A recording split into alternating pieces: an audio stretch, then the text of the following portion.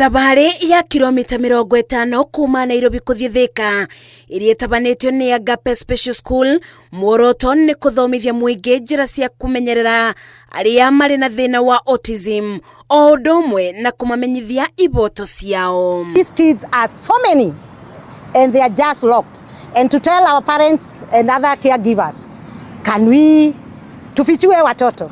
That's an initiative and a program at the Agape Special Center. Thabarĩ no iria inyitanĩirwo nĩ aciari arĩa marĩ na ciana ciĩna autism ona atungati ao maugĩte gũkorwo na mũthutũkanio nĩ gĩtũmi kĩnene kĩrĩa gĩcũngagĩrĩra iboto ciao kwagararwo. We are also creating awareness amongst the communities we live in, so that they don't hide their children, or they don't think that they are cast or they are under some divine judgment. Ũtungata-inĩ wao mũingĩ ũrĩtio kũmonia wendo na kũmakua ta andũ arĩa angĩ, amu ĩno noyo njĩra ya gũtũma andũ aya mende na kuonania ibeo ciao. Many people in our society, they don't understand what autism is.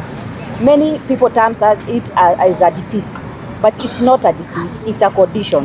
Tumejitokeza out there for us to shout, to make an awareness for people to understand what autism is and to know this kid exists. Gĩkundi gĩkĩ kĩũrĩtie aciari kwaga kũbithĩra ciana ici, amu ũyũ ti mũrimũ kana kĩrumi, ĩndĩ nĩ mũmbĩre wa mũndũ. We came out to give them support, moral support, even financial support, spiritual support in creating awareness about autism, which we know is not a disease, is a condition. Mweri wa kana ũbũthĩkaga ta mweri wa kũmenyithia mũingĩ megiĩ thĩna wa autism thĩ yothe. Ngĩribotera Inooro TV, njĩtagwo Masi wa Ndia wa Mũrĩithi.